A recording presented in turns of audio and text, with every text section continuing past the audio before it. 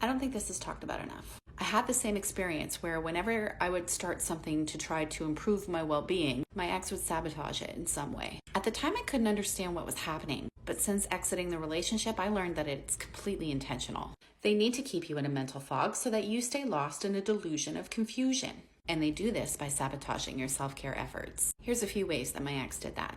And if you're new to my page, my name is Jackie and I'm giving real examples of emotional abuse tactics so that you can spot them in your relationships. Healthy eating habits. My ex grew up on meat and potatoes. He had a very old school palate and had no interest in anything outside of that. He also had minimal cooking skills, so when I wanted to transition to a healthier meal plan, I received major pushback. At first, he didn't like the food I was making. It was bland and boring. He would complain that there was nothing for him to eat, and it was unfair because he didn't know how to cook. Since I sucked at setting boundaries and I didn't want to piss him off, I decided to start cooking 2 meals every day so that I could eat what I wanted and so that he wouldn't complain. But I would meal prep for the week only to find out that he ate half of my healthy meals. Or he would complain about the cost of the healthy ingredients despite not contributing anything to the grocery bill. Or he'd come home with unhealthy snacks, eat them right in front of me, and ask me if I wanted some. Sleep deprivation. I learned in my 20s how important sleep was to my mental and emotional well-being. Because of this, I always tried to get to bed at a decent time, no later than 11 p.m. so that I could feel rested the next day. But he always found some way to interrupt my sleep. He would watch TV in the bedroom despite my requests not to. He would beg me to stay up with him and then get upset when I wouldn't. He would say manipulative things like, "If you loved me, you would."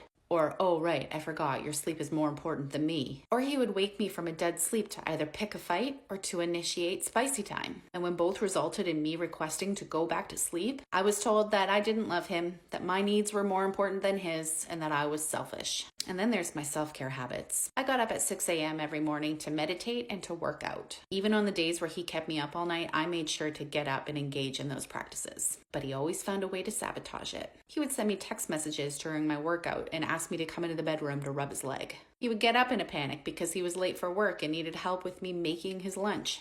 During my meditations, he would stomp like an elephant across the living room into the bathroom. Sometimes I would feel his presence right in front of me and I would open my eyes to see his dick right in my face. When I was doing yoga and in downward dog, he thought that was an invitation to try a new sex position. All of these things would just get me frustrated, taking away from the intention of doing them in the first place. They don't want you to take care of yourself. The more you take care of yourself, the more confidence you gain. The more confidence you gain, the more you set boundaries. The more you set boundaries, the more frustrated they become, because you're not catering to their every whim. Eventually, you realize you deserve more and you end up leaving the relationship. Do not mistake it. They intentionally sabotage your self-care routine because they want you mentally, emotionally, and physically exhausted. They need your self-esteem low, so you never realize you deserve better.